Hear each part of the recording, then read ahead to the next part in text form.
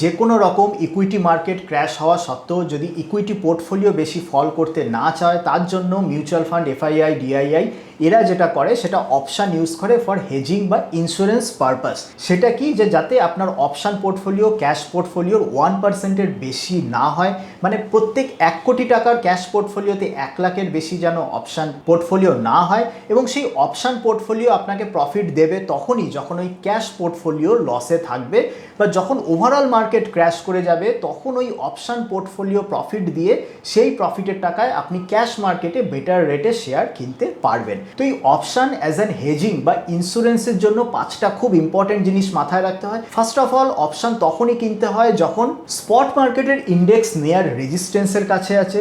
Second, যখন India Vicks বা volatility index average বা লোয়ার অ্যাভারেজে আছে। Third, out of the money option, যাতে করে আপনার কম টাকায় ওই যে ইন্স্যুরেন্স বললাম সেই জিনিসটা হয়। ফোর্থ, লঙ্গার টার্ম এক্সপায়ারি অপশান, যাতে আপনার ওভার ট্রেডিং না হয়ে যায়। মানে আমি যদি জুন মাসে দাঁড়িয়ে আমি জুন মাসের এক্সপায়ারির অপশান বা আগস্টের এক্সপায়ারির অপশান কিনবো না, আমি সেই হয়তো সেপ্টেম্বর বা ডিসেম্বরের কিনবো, যাতে করে আমার ওভার ট্রেডিং না হয়ে যায়, অল্প টাকার মধ্যে আমার ওই ইন্স্যুরেন্সের কাজ হয়। অ্যান্ড থার্ড, আমি অপশান নিয়ে কোনো রকম মিস অ্যাডভেঞ্চার, মানে অপশান সেলিং, যাতে করে মার্জিন কল ট্রিগার হয়, এই সমস্ত জিনিস করব না।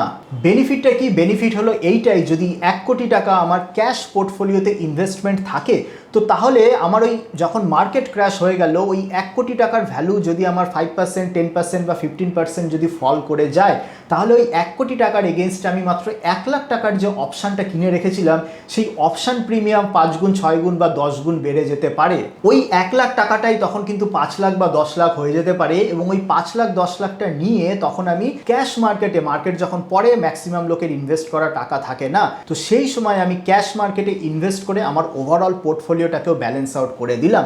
এবং এই কারণের জন্যই কিন্তু বড় বড় mutual fund, large cap mutual ফান্ডদের পোর্টফোলিও দেখবেন মার্কেট ক্র্যাশ হলেও তারা বেশি পড়ে না, আবার মার্কেট ওপরে গেলেও যে হিউজ বাড়ে না। ক্র্যাশ হলে বেশি পড়ে না, তার ওইটাই কারণ যে তাদের ক্যাশ পোর্টফোলিও যদি পড়েও যায়, ওই অপশান পোর্টফোলিও যেটা খুব ছোট্ট পার্ট, সেটা প্রফিট দিয়ে ব্যালেন্সিং আউট অ্যাক্ট করে দিচ্ছে।